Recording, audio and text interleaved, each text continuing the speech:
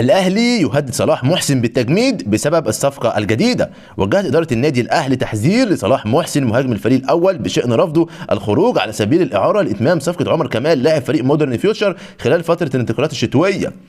وكشف مصدر داخل النادي الاهلي في تصريحات خاصه لصوت الكوره ان الاداره الحمراء طالبت صلاح محسن بالخروج على سبيل الاعاره لفريق فيوتشر لحسم صفقه عمر كمال عبد الواحد، وبعد انتهاء الاعاره يمكن تحديد مصيره النهائي.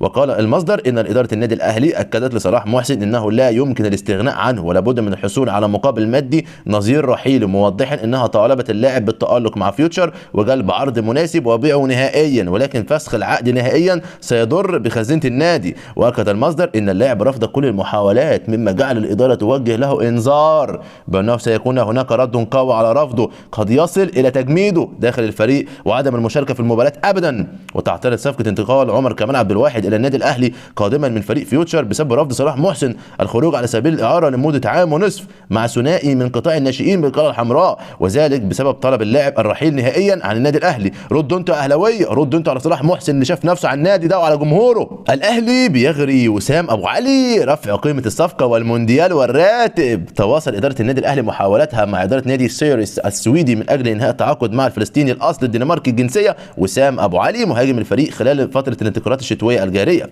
ووفقا لمصادر مطلعة داخل النادي فإن إدارة الأهلي رفعت المقابل المادي في الصفقة لمحاولة إنهائها في أقرب وقت بعد موافقة السويسري كولر على ضم اللاعب خلال فترة الانتقالات الشتوية الجارية. وأشارت إلى أن الأهلي قدم عرضا في البداية بقيمة $1,200,000 قبل رفعه $1,650,000 لحسم الصفقة. وأكدت أن إدارة الأهلي قدمت مزايا ومنح كبيرة للاعب للضغط على إدارة ناديه من أجل الموافقة على رحيله للنادي الأهلي، وهي المشاركة في كأس العالم للأندية في أول نسخة عام 2025 بشكلها الجديد، والتي حجز المارد الأحمر مقعدا فيها بشكل رسمي خلال النسخة الجديدة.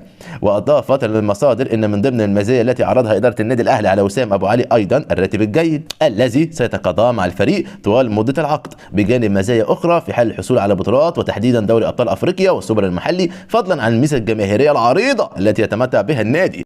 واستشهدت إدارة القلعة الحمراء في محاولتها لإقناع اللاعب بنجاح اللاعبين الفلسطينيين في الأهلي والدوري المصري بشكل عام، وعلى رأسهم رمزي صالح حارس مرمى الأهلي السابق ومحمود وادي مهاجم بيراميدز السابق. عروض خليجيه تهدد بقاء بيرستاو مع النادي الاهلي. تلقى الجنوب افريقي بيرستاو لاعب الفريق الاول كره القدم بالنادي عده اتصالات من بعض وكلاء اللاعبين خلال الفتره الماضيه ابلغوه باهتمام بعض الانديه في السعوديه والامارات بالتعاقد معه خلال الفتره المقبله.